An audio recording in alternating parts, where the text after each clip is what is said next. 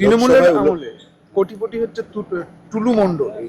বীরভূম জেলা পুলিশের একটা টিম একটা ইনফরমেশন পায়, সেই ইনফরমেশন উইচ ওয়াজ রিজনেবলি সঠিক সেটা মনে হয়।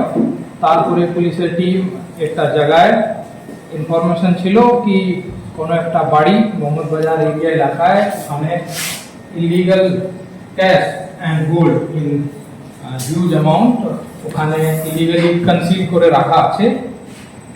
অ্যান্ড যে গোল্ড অ্যান্ড ক্যাশ আছে সেটা একটা সিন্ডিকেট অর্গানাইজ গ্রুপ, যে গ্রুপকে একটা লোক যার নাম মোহাম্মদ নজিবুদ্দিন আলিয়াস টুলু মন্ডল মোহাম্মদ বাজার এরিয়া, ওনার সিন্ডিকেটেড ক্রিমিনাল অ্যাক্টিভিটি গ্রুপের লোকের কাছে রাখা আছে।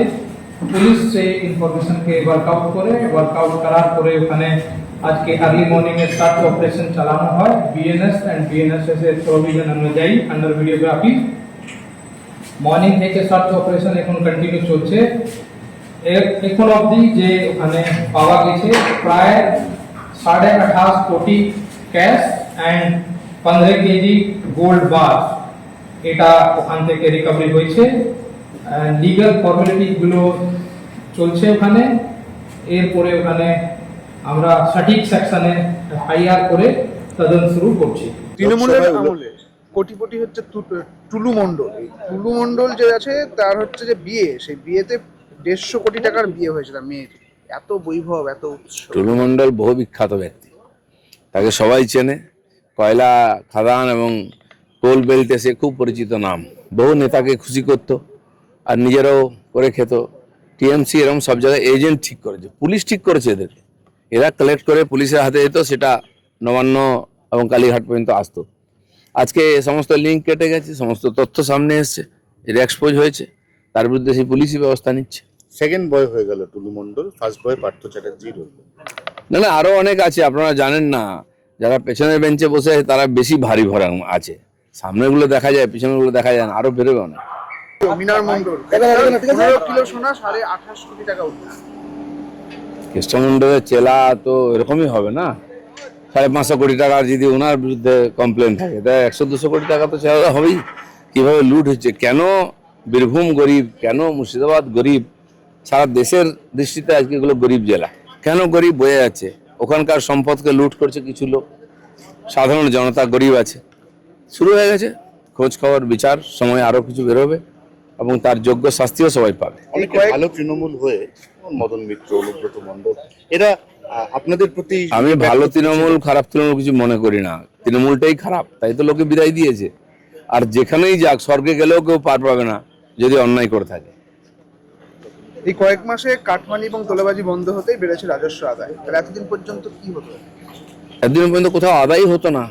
আপনি যান পঞ্চায়েতে বাড়ির ট্যাক্স দিতে, সে বলছে হচ্ছে না। তার লিঙ্ক কোথায়, কে চালায়, অনলাইন ট্যাক্স দিতে পারবে না আপনি। কেন? ইচ্ছা করে করা হয়েছে, টাকা পয়সা দিয়ে সেটিং করে সবাইকে লুট করা হচ্ছে। তো এই যে রাজস্ব, এত জমি বাড়ি বিক্রি হচ্ছে, বারবার হাত বদল হচ্ছে, কেন রাজস্ব আসতো না? সব সেটিং হয়ে যেত। সেজন্য যেখানে প্রাকৃতিক কয়লা বালি থেকে আরম্ভ করে তার ট্রান্সপোর্টের ট্যাক্স থেকে আরম্ভ করে সব লুট হতো, সব জায়গায় সেটিং করে রেখেছিল। সেগুলো যেই বন্ধ হয়েছে, সরকারের ঘরে আসতে আরম্ভ হচ্ছে টাকা। এখানে কিছুই টাকা আসতো না, দিল্লি টাকা আসতো, সেটাও লুট হয়ে যেত। সেজন্য উন্নয়ন থেকে অনেক দূরে ছিল পশ্চিমবঙ্গ, এবার গতি আসছে। মিড ডে মিলে ডিম করে অনেকে হাহাকার করলো, অনেক লেখালেখি ফেসবুকে হলো। আলটিমেটলি সিদ্ধান্ত হলো যে ইসকনের মিড ডে মিলেও ডিম দেওয়া হবে। কুণাল ঘোষ আবার বললেন যে এটা চাপে পড়ে হচ্ছে। শুনুন, ইসকন ঠিক করবে না কি খাওয়ানো হবে, তারা একটা এজেন্সি। আগেও তো ছিল, সেই ডিমটা তো নেতারা খেয়ে নিত, তখন কিছু বলেননি কেন? আজ যে সরকার মনে করবে পুষ্টির জন্য কম পয়সায় বাচ্চাদের ডিম খাওয়ানো হবে, ডিম তো আমরা হরিণঘাটা থেকে সাপ্লাই করি, তো নিশ্চয়ই ডিম খাওয়ানো হবে। যেটা মনে হবে ডাক্তাররা বলবেন, তার একটা ব্যবস্থা আছে, সে অনুযায়ী হবে। কোনো এজেন্সি ঠিক করবে না কি খাওয়াবে। তৃণমূলের আমলে কোটিপতি হচ্ছে টুলু মণ্ডল। এই টুলু মণ্ডল যে আছে তার হচ্ছে যে বিয়ে, সেই বিয়েতে 150 কোটি টাকার বিয়ে হয়েছে তার মেয়ের। এত বৈভব, এত উৎসব। টুলু মণ্ডল বহু বিখ্যাত ব্যক্তি, তাকে সবাই চেনে। কয়লা খাদান এবং কোল বেল্টে সে খুব পরিচিত নাম। বহু নেতাকে খুশি করত আর নিজেরাও করে খেত। টিএমসি এরকম সব জায়গায় এজেন্ট ঠিক করেছে, পুলিশ ঠিক করেছে এদেরকে। এরা কালেক্ট করে পুলিশের হাতে যেত, সেটা নবান্ন এবং কালীঘাট পর্যন্ত আসতো। আজকে সমস্ত লিঙ্ক কেটে গেছে, সমস্ত তথ্য সামনে এসছে, এর এক্সপোজ হয়েছে, তার বিরুদ্ধে সেই পুলিশই ব্যবস্থা নিচ্ছে। সেকেন্ড বয় হয়ে গেল টুলু মণ্ডল, ফার্স্ট বয় পার্থ চ্যাটার্জি রইল। না না, আরো অনেক আছে, আপনারা জানেন না। যারা পেছনের বেঞ্চে বসে আছে তারা বেশি ভারী ভরা আছে, সামনেগুলো দেখা যায়, পিছনেগুলো দেখা যায় না, আরো বেরোবে অনেক।